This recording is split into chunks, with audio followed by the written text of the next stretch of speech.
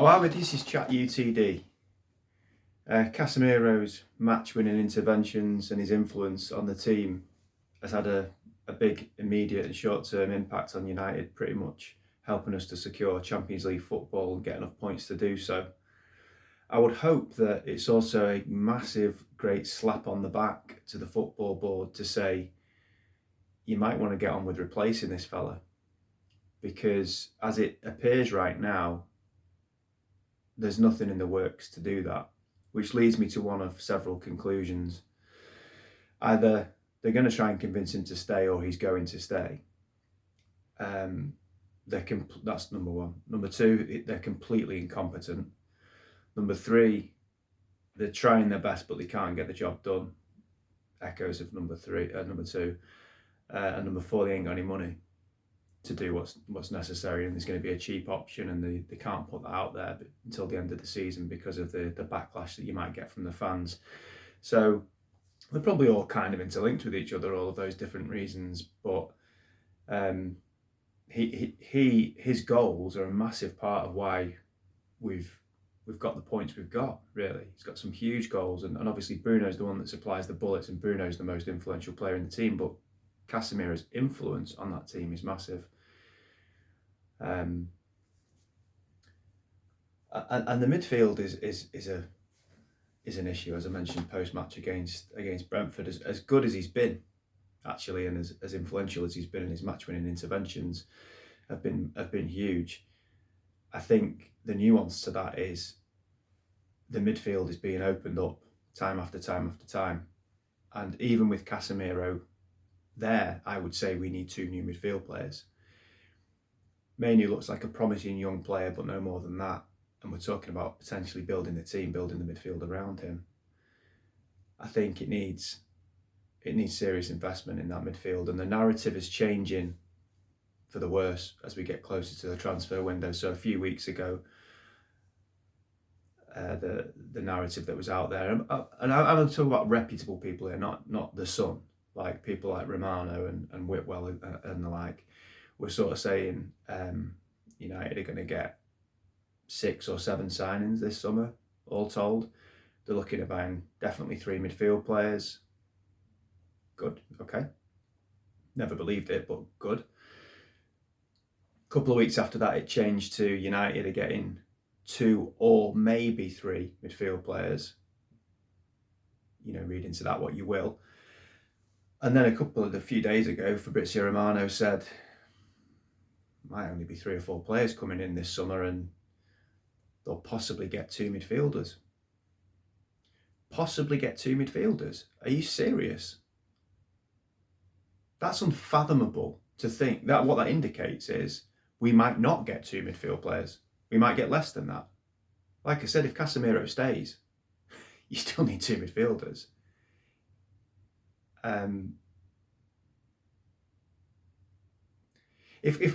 If next season there was some fantasy world where we only play Premier League games, we only have 38 games next season, with the squad as it stands now, we would need 3 or 4 players and at least 2 midfield players on top of what we've got now to stand still or maybe progress, as in finishing in and around the top 3, because everybody else is probably going to get a bit better. That's just playing Premier League football. We are essentially playing in 3 extra competitions next season because we didn't take part in the FA Cup or the Carabao Cup this year, and we weren't in Europe. So there's 3 extra competitions to play. We'd need 3 or 4 players if it was exactly the same as this season.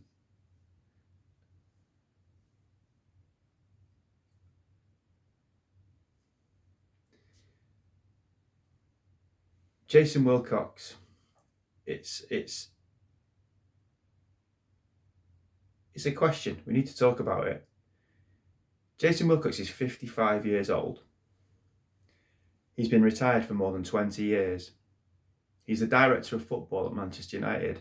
And at 55 years old, he's had 1 year of experience as a director of football elsewhere.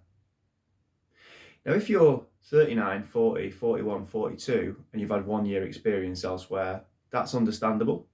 And you could maybe concede that whilst it would be a risk to have that guy as a director of football at Manchester United, he could have his best years at United. He could develop his reputation at Manchester United? Okay, yeah, maybe. But when you're 55 and you've had 1 year experience as a director of football, what that tells me is you're not a director of football.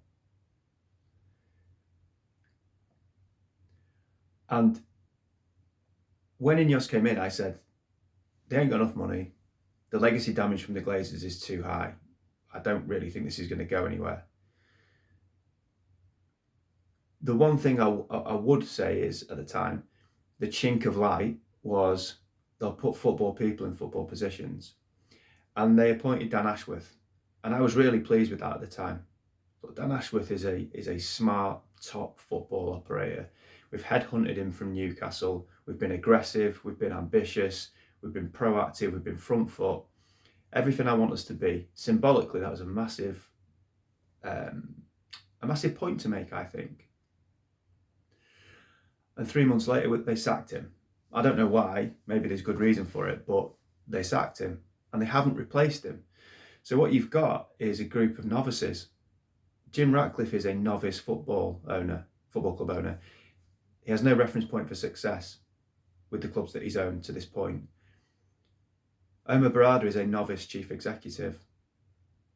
Jason Wilcox is a novice director of football, and they're about to appoint a novice manager whose only experience has been in the Championship with Michael Carrick. So all of that, it doesn't really add up to success.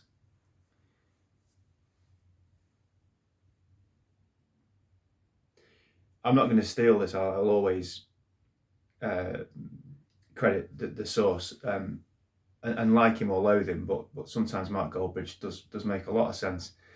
And he said the other day, if he was Jim Ratcliffe, or even just as a fan, he'd be saying, genuine question, Jason, what the fuck have you been doing for 3 months, mate? Because you've sacked a manager, and on the face of it, you've done absolutely nothing since then. No managers have been spoken to or interviewed. We've done nothing regarding targets for the summer. And believe me, we've done nothing, because if we'd done stuff, it'd be out there all over the place, because they're constantly seeking credit for things. So the thing that's been put out as if they're going to get a pat on the back for this is, well, they've done their due diligence with managers, they've done their background checks. Yeah, that'd take 10 minutes. What about the rest of the 3 months? When I was 18, 19, I used to work at the Co-op Lake Shop, and there was a little room where, to be honest, if you wanted to, you could go and have a brew. There's these little gas heaters. I'm surprised I'm still here to tell the tale. You have a piece of toast, and to be honest, you could just disappear in there for half an hour, have a little kip if you were tired, and no one would ever go in there. You could just skive as an 18, 19-year-old lad earning a bit of beer money. That's my image of Jason Wilcox. I think he just walks around making himself look busy and then disappearing. Where's Jason gone? Don't know. What's he doing? Don't know. It's almost like the people that are in these key positions have like won a competition to go and see if you can do a big role at Man United. This isn't the way to operate a top football club. And they put out to Fabrizio Romano, and this is, I've already used the word, but I'm going to use it again. I'm running out of, whatever the opposite of superlatives is, I'm running out of them to describe this bunch of absolute clowns. It's unfathomable. So this has been put out by United because Romano is a mouthpiece for them. Romano said the other day, they're looking to secure Champions League football. Then they will look at the manager situation. Then they will look at signings. Is this our World Cup summer? I did a whole video I don't know when it was, a week or so ago, looking at nuance. Looking at, to know about football, to know about the nuances of football, you have to have some football knowledge. Well, I think it's fair to say, reading between the lines, when you're 11 points clear of 6th place with only four games to go, so 12 points to play for, I think you're in the Champions League. I think we can safely say you're in the Champions League. Read between the lines, lads. You know, is it mathematically done? No, but we're going to be all right. And you know what? Even if we weren't, that shouldn't stop you going and addressing what needs to be addressed. This should have been being done for months. And this isn't being done behind the scenes. It's not. Because as I said, they put everything out there because they want everyone to know. I stand to be corrected, and I would be delighted if next week, when Champions League qualification is secure, United say, there's Luis Enrique, and we go, what? But I would bet anything I own that won't happen. I would love for United to sign Tonali. I very, very highly doubt it will happen. I highly doubt it will happen. So the question marks are everywhere, and it's a shame. It is, because there is a huge opportunity here, and it's in the wrong hands, because this lot is wasted on them. It really is, and it's such a shame. But I need to park it, and I need to talk about positives. I said I was going to try and talk about some positives. I had to get off my chest. I'm not going to sit here and go, oh, I'm so excited about the state of Man United, because I'm not. But I will caveat it with some positives, because I think it needs to be said. Otherwise, you sound like a broken record. The main positives at the club at the moment, we're about to finish in the Champions League, having finished 15th the season before. That's remarkable. It's extraordinary. And Michael Carrick, as an interim manager, has done an unbelievable job. I saw something, I probably should have looked at this properly really, but I saw something the other day, like he's not far off, I might be wrong with this, getting the same amount of points in 13 games. He's not that far off what Amorim got over the whole time he was there. I was like, that's absolutely unbelievable. We've got the best record over a 13-game period in the Premier League. A 13-game period is a third of a season, just a bit more than a third of a Premier League season. Obviously not with the pressure of being in a title race or anything, so that would be different, but still, that's a hell of a return. He's made us efficient. We're winning games by hook or by crook, but we are winning games, and we're getting over the line. And in 10-minute bits and bats, we look a good team. The first 10 minutes of the game against Brentford on Monday night were brilliant. It was high octane, front foot, aggressive football. At times it was direct. I don't mind that. There was players running on, trying to get in behind the defence. There was some really nice triangles. Interplay was great. The balance looked decent. Mainey was driving from the midfield. We had corner after corner after corner. The atmosphere was good. I'll take a bit of that. If you can translate that into being more often than not, rather than 10-minute bits and bats, I'll take that all day long.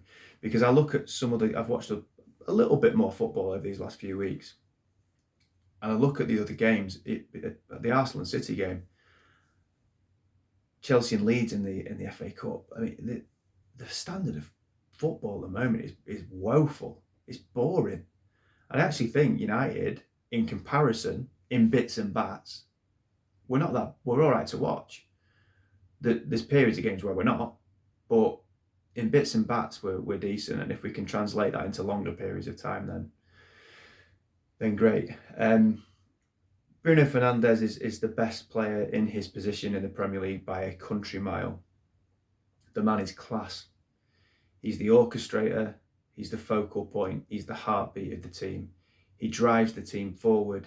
His passion, his demanding of standards, which I think we sadly lack, is really, really high. And his output, his quality, his productivity, the range of passing he's got is obscene. And he does the basic things really well. Like, we've become a set-piece team. We've been really effective this season. And although Bruno's been here for 6 years, I constantly over these years have bemoaned, probably since even when Ferguson was there, he said, why haven't we got a player that can take a corner? Bruno this year has just been majestic with his set pieces. And Bumo's decent on corners, but we tend to get our goals from corners when Bruno takes them.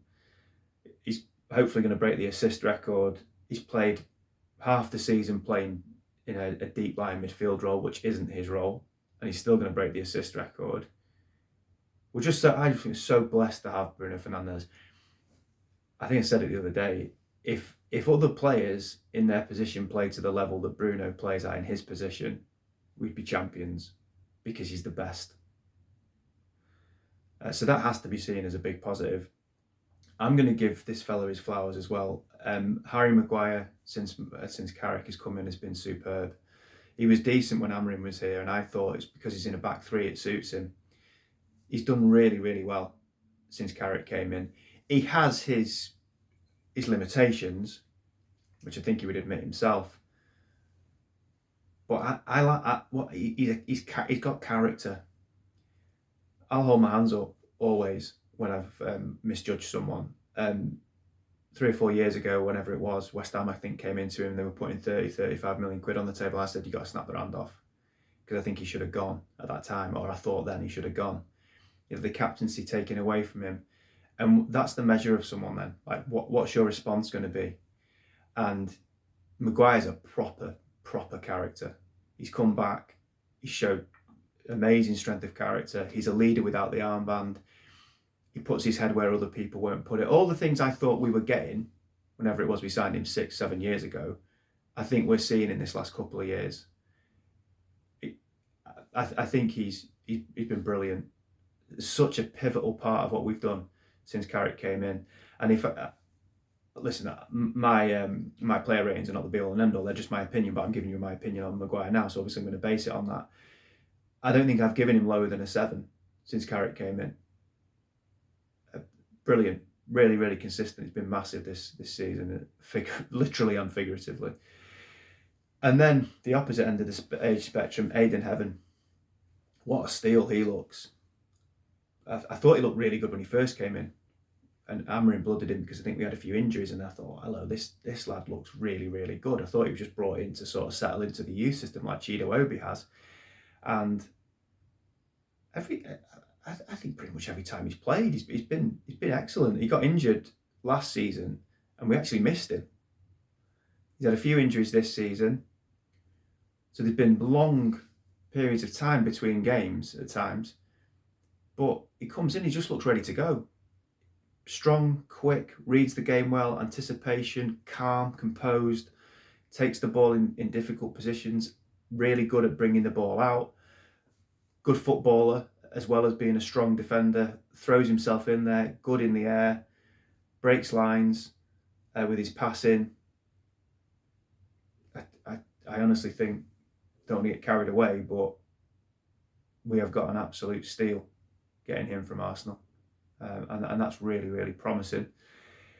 And Lamens has to be something positive to talk about, doesn't he? I mean, again, I don't want to get carried away. My lad the other day was like, if he carries on like this, he's going to be the best goalkeeper in the world. Like, yeah, but let's just calm down. Like, he's had a brilliant start to his United career, and that's all we can say at this moment in time. I don't sound like Gary Neville at this moment in time. We can't be getting too far ahead of ourselves and putting loads of pressure on him. But I must say, he's everything you want in a keeper to this point. I used the word about Heaven before: composed, calm, great presence, stable presence at the back. And when you consider the position he's in, he's the Manchester United goalkeeper, is a position that's fraught with pressure, micro-analysis. You make a mistake, it's magnified 10 times, 100 times over. And he's replacing an absolute buffoon in Onana, who's an established international player who's played in Champions League finals. And you look how calm Lamens is when he came in. And maybe that lack of expectation on that we had probably has helped, but commanding in his area, takes everything in the air. He's great when he's being hustled and bustled for corners. He doesn't get flustered, and his reactions are so good that often a shot will be coming at him and he can decide late what he's going to do, and his reactions are so good he can still get to it. And I think there was a moment the other night, I think when he came off Heaven actually, and he made a save and it was almost in and he saved it. His reactions are lightning quick, and I think he's got everything to be a top class goalkeeper. And he's young for a goalkeeper. He could be here without wanting to get carried away for